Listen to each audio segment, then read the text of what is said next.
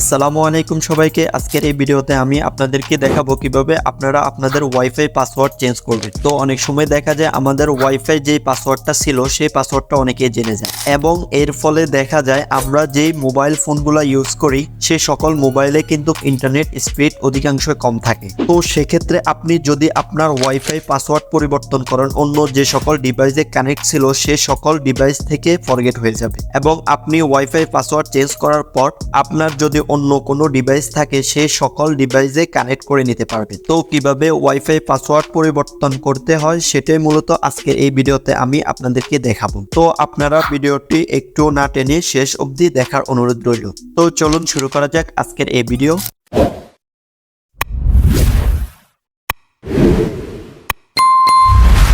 এখন আমরা দেখব কিভাবে ওয়াইফাই পাসওয়ার্ড পরিবর্তন করতে হয়। প্রথমে আপনার ওয়াইফাই লাইনটি কানেক্ট করে নেবেন।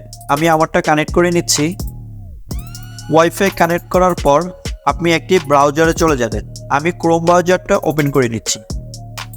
ক্রোম ব্রাউজারে আসার পর এখানে আমাদের একটি আইপি অ্যাড্রেস দিয়ে চার্জ করতে হবে। আপনি যদি TP-Link রাউটার ব্যবহার করেন তাহলে এই আইপি অ্যাড্রেস দিয়ে চার্জ করবেন 192.168.0.1 এটা লিখে চার্জ করতে হবে।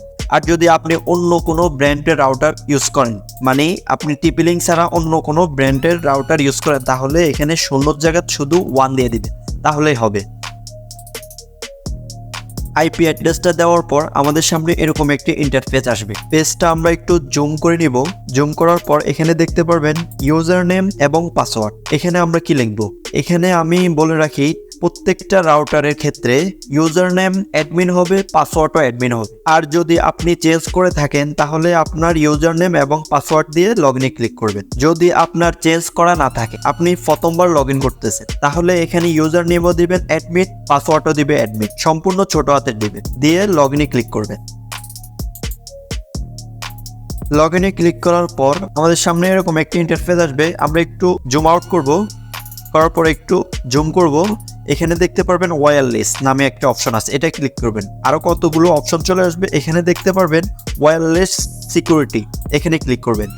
এখানে আর একটু জুম আউট করবেন, করার পর একটু জুম করবেন। এখানে দেখতে পারবেন ওয়্যারলেস পাসওয়ার্ড, মানে আপনার ওয়াইফাই পাসওয়ার্ডটা আপনি চাইলে এখান থেকে চেঞ্জ করে নিতে পারবেন। আপনি এখানে একটা নাম দিয়ে দিবেন। আমি এখানে দিচ্ছি MD নাজমুল হাসান। পাসওয়ার্ডটা দেওয়া হয়ে গেলে একটু নিচের দিকে আসবেন। এখানে দেখতে পারবেন সেভে ক্লিক করবেন। আপনার পাসওয়ার্ডটা চেঞ্জ করতেছেন, সেজন্য একটু ওয়াইফাই ডিসকানেক্ট হয়ে যাবে, কয়েক সেকেন্ড ডিসকানেক্ট হয়ে যাবে। আপনি একটু অপেক্ষা করেন। দেখতে পাচ্ছেন আমার ওয়াইফাইটা ডিসকানেক্ট হয়ে গেছে। এখন আমরা ওয়াইফাইটা কানেক্ট করে নিব। এখান থেকে আপনি এটা ফরগেট করে দিবেন। আমি ফরগেট করে দিচ্ছি। এখন আপনি যে পাসওয়ার্ডটা দিয়েছেন সেই পাসওয়ার্ডটা এখানে দিয়ে দিবেন।